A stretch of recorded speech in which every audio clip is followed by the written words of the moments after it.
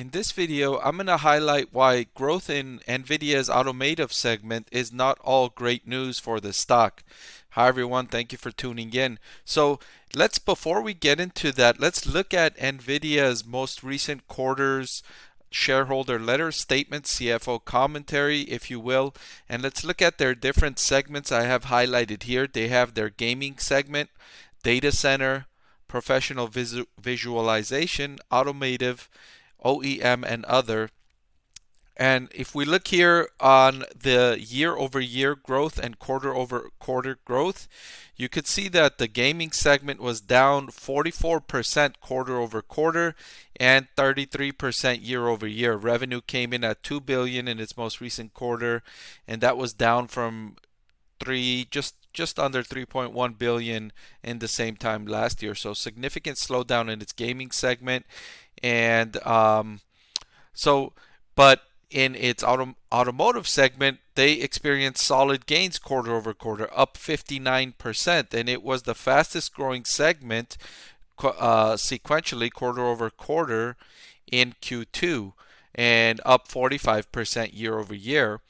And so revenue increased to 220 million, up from 152 million. So let's look at this is Nvidia's core businesses here. They've got the gaming, which was 46% of revenue in 2022, 5-year compound annual growth rate of 25%. They've got the data center business, 40% of revenue 2022, ProViz, 8% of 2022 revenue, and automotive, only 2% of revenue in 2022. So even though it's growing rapidly right now, it's not a big part of its business just yet. However, I have noted here in purple that it's going to become a bigger and bigger share of its business. It has already signed $11 billion worth of deals for its chips to go into cars. Now, up until this point, the revenue inside from the automotive segment has come from infotainment systems, the audio and everything you see in the dash in the front of your car. But the future growth is going to be driven by autonomous vehicles or driverless technology. This is where Nvidia is going to offer the full hardware and software stack. So it's going to be it's going to take a greater importance in the build of these cars. Right now, it's a relatively small it's a relatively small factor in the build of cars, but going forward with these driverless cars, it's going to take a greater share.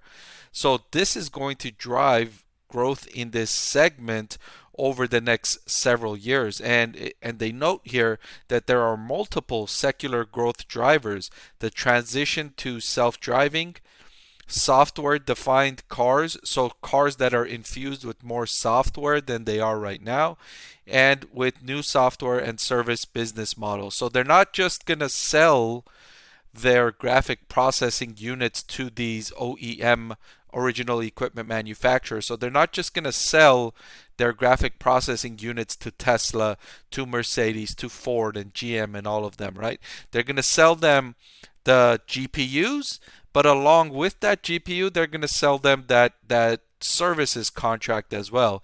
So buy these GPUs for, let's say, $1,000, but also you need to sign up for our subscription at $50 a month, $100 a month, or whatever that might be. The details are not out completely yet, but that's what's going to drive the further growth in this segment. So yes, that's great news in terms of revenue, in terms of top line growth, but here's why this is not just all perfect great news for the stock. And it's because something the CFO said in its most recent conference call, and I'll go to it right now here. And this is Nvidia CFO Colette Kress, and she's talking about the most recent quarter's results on August 24, and she says something that I found interesting here. Listen to this. The auto is below our company average. This isn't it with regard to gross margins, right? She's talking about gross profit margins, and she's saying that the automotive segment, the gross profit margins in that segment is below the company's average. So that will tend to offset some of the upper bound things we see in terms of data centers. So what she's noting here is that as automotive grows to become a bigger share of the business overall, that's going to bring down their gross profit margin for the business overall. So it's not, it's not a terrible thing to per se, but it's just something to keep note of. As I know a lot of Nvidia investors are excited about its future prospects in driverless technology, but this is something to keep in mind, that the gross margins in that segment are not as high as the business overall. All right, so that's all I've got for this Nvidia stock update. Thanks for watching, and I'll see you next time. I want to thank the Motley Fool for sponsoring this video. The Motley Fool is a company that provides investing insight and stock recommendations for all investors of all skill sets and risk levels.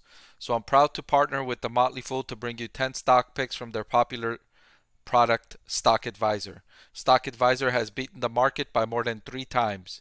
Go to fool.com/Parkev to get your 10 stock picks now.